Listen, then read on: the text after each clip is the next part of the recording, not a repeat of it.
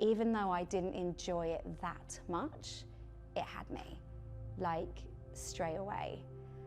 I think it was like the third time I took it that I remember thinking as I was walking to the bathroom with this cocaine in my pocket, like, you don't want this? Why are you doing it?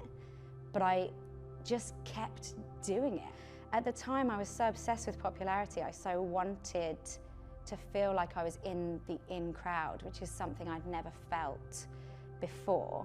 I just threw myself into it, and then I distanced myself from my friends who didn't take drugs. I distanced myself from my family. Church was now like a dot on the horizon of my life. And all that was important to me were these people and these parties and being the life and soul, and I just kept going. And cocaine meant that I could drink more and party more, and it was the person I thought I wanted to be. I wanted to root my identity in that lifestyle, and it caught up with me really quickly. And I wasn't washing properly. I got like numbness in my fingers and toes and floaters in front of my eyes and a facial twitch. Bearing in mind I'm doing all of this to be fabulous, and then half an hour into the night my face is twitching. I started just sitting up when everyone else had gone home, just taking drugs and drinking on my own. And I just felt so desperate and so lonely. And from the outside, I had everything I wanted. Like I had this amazing job and access, and I was paid well for it. And it was like something that people would have like queued around the block just to interview for. But I was dying inside. I got everything I wanted, and I wanted all the wrong things. And that's a really lonely place to be.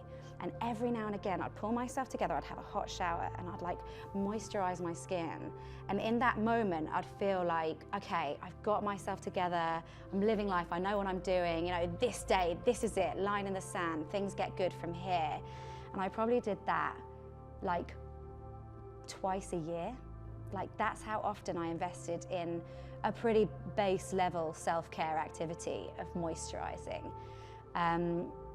Things just got worse and worse, and eventually I told my sister what I'd been doing, and she took me to church, and they said, like, does anyone want prayer? And she had her hand like this, and she was like, go on, Lauren, like praying for me, like, Lord, please just let her ask for prayer. And I was like, afterwards, I was like, they're nice people, I don't get it. And that's okay, I don't have to love your thing, it's your thing, it's cool. And I turned up at this meeting, and it was touch and go. I really didn't think, I stood at the door and turned to walk away. Just as I did that, someone else came past me and was like, are you here for this meeting? I was like, oh no, I don't know, maybe not, I'm not sure, like, I'm just trying to decide. And she just scooped me by the arm and she was like, you'll sit next to me.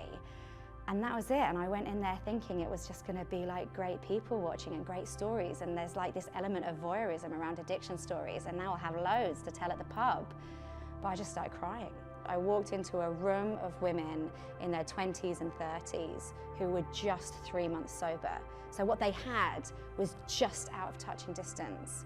And they took me for lunch afterwards, and completely unprompted, one of the girls, I still remember her name, I still remember everything about her, turned to me and said, do you know I moisturize every day now?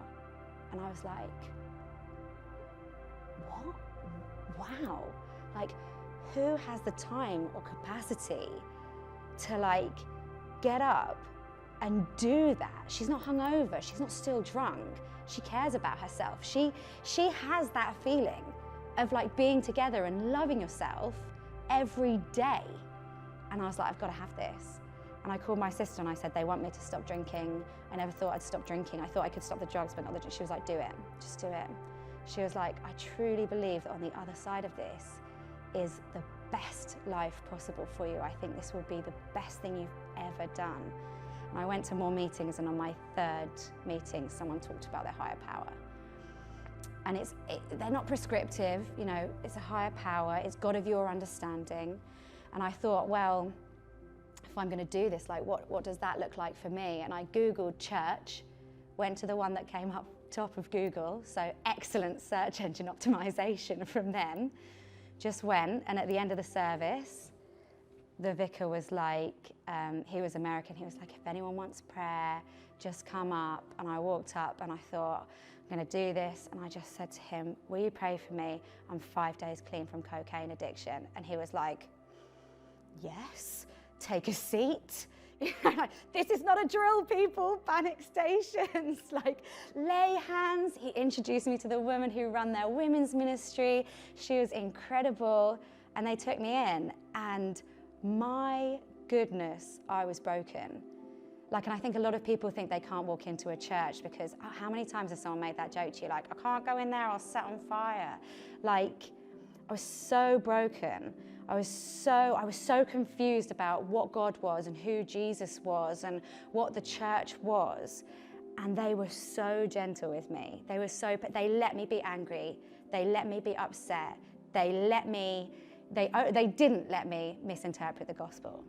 That's it. And I remember the vicar's wife, American woman, giving me a massive hug and being like, I just love you, Lauren. And me thinking she's lying. Because A, she doesn't know me. She doesn't know how bad I am, how horrific I've been. And B, like, who feels that strength of emotion out of this length of time? I was just waiting for the master job to realize that they weren't that great. And they were, and that was it. And I've been Christian since, and they baptized me a year and a half later. And as I came out of the shallow, quite cold water of an inflatable paddling pool, I heard their worship leader sing "Oh Happy Day." And it sounds so tacky, it's so Sister Act. I swear, I just felt so full and so happy. And I was like, there's nowhere I'd rather be than listening to this bloke butcher a cappella like "Oh Happy Day." It was the best.